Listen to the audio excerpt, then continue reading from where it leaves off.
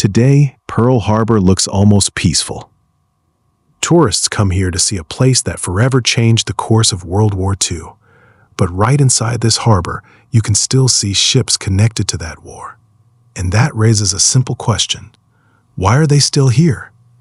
Because on December 7, 1941, Pearl Harbor was a completely different place. That morning, Japanese aircraft attacked the American naval base. Within minutes, the harbor became a battlefield. Battleships that had been sitting quietly in the water were suddenly surrounded by explosions and smoke. But the most interesting part happened after the attack. Some ships were raised from the bottom. Some were repaired and returned to service.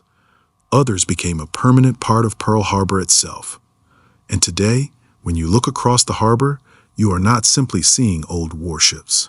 You are seeing the remnants of a fleet that found itself at the center of one of the most famous attacks in history. But there is one detail that is easy to miss.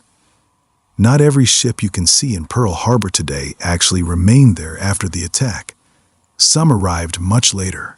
And this is where the story gets more interesting. Because to understand why Pearl Harbor is still home to World War II-era ships, we first have to go back to the morning of December 7, 1941. Japanese aircraft launched their attack on the American Pacific Fleet. The first planes appeared over the harbor shortly before 8 in the morning. At first, American forces barely had time to understand what was happening. Then the explosions began.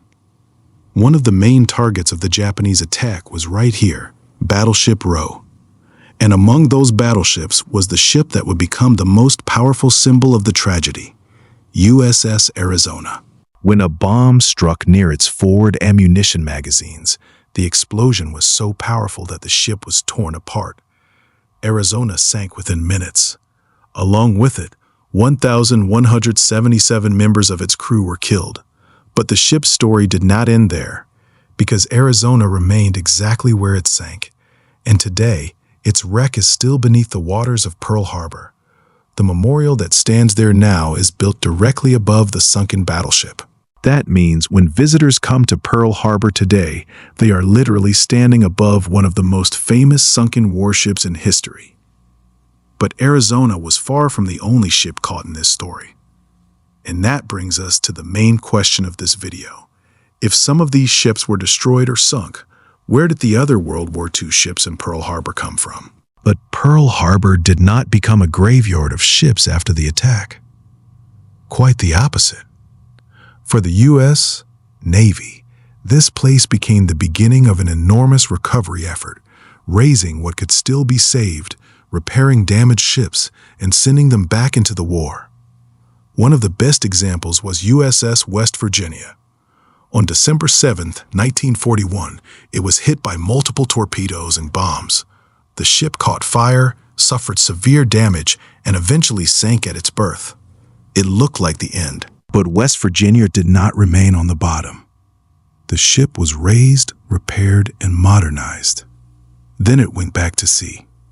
And that matters. Because a ship that might look like nothing more than an old Pearl Harbor wreck today actually spent the next several years fighting across the Pacific. West Virginia took part in major operations and eventually returned to Pearl Harbor, this time as a warship that had survived the attack. But it was not the only example. USS Tennessee was also damaged during the attack, but it remained afloat. It was repaired, modernized, and returned to service. The same thing happened to other ships, and gradually, Pearl Harbor began to change. The place that had become a symbol of American disaster on December 7th became a massive center for ship repair, preparation, and deployment across the Pacific.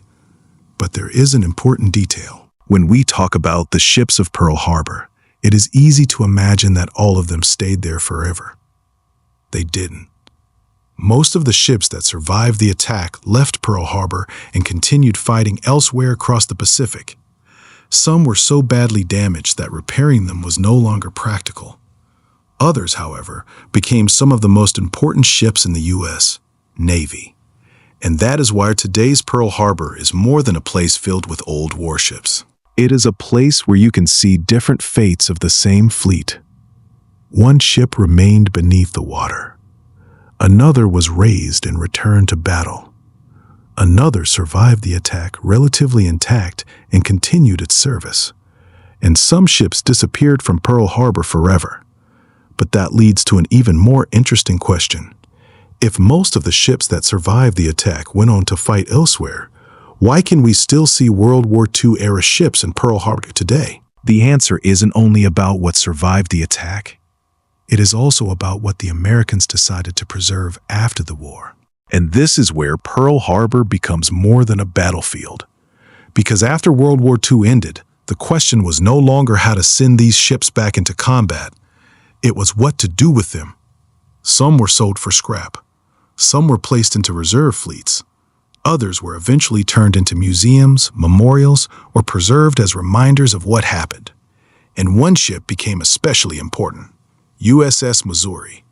The Missouri was not present during the attack on Pearl Harbor. In fact, it was commissioned years later in 1944. But today, it sits in Pearl Harbor, only a short distance from the wreck of USS Arizona. And that creates one of the most striking scenes in the harbor. One battleship represents the beginning of America's involvement in the Pacific War. The other represents its end. On September 2, 1945, Japan formally surrendered aboard USS Missouri in Tokyo Bay. Decades later, the ship was brought to Pearl Harbor and permanently preserved there. So when you stand on Missouri today, you are standing on a ship connected to the final chapter of the same war that began for the United States at Pearl Harbor. And then there is USS Arizona. Unlike Missouri, Arizona never left. The ship is still beneath the harbor. Its wreck was not removed. Instead, the site became a memorial. Oil still slowly rises from the wreckage beneath the water, a phenomenon visitors sometimes call the tears of the Arizona. But it isn't really a mystery. It is simply oil remaining inside the ship after more than 8 decades. And that is what makes Pearl Harbor so unusual. You don't need to search for history here. It is physically beneath your feet. A battleship that sank during the attack. A battleship that represents the end of the war. And around them, a harbor that is still an active military base. So, why is Pearl Harbor still full of World War II ships? The answer is actually more complicated than it first appears. Not because the entire wartime fleet was left behind. Most of it wasn't. The ships that survived were repaired, modernized, and sent back into battle. Many were eventually scrapped or retired. The ships we see in Pearl Harbor today are there because some were deliberately preserved to tell different parts of the same story. Arizona shows us what happened on December 7, 1941. Missouri shows us how that war ended. And together, they turned Pearl Harbor into something much more than a place where ships once fought. It became a place where the beginning and the end of the Pacific War can be seen almost side by side. And perhaps that is the most remarkable thing about Pearl Harbor. The war ended more than 80 years ago, but some of its ships never really left.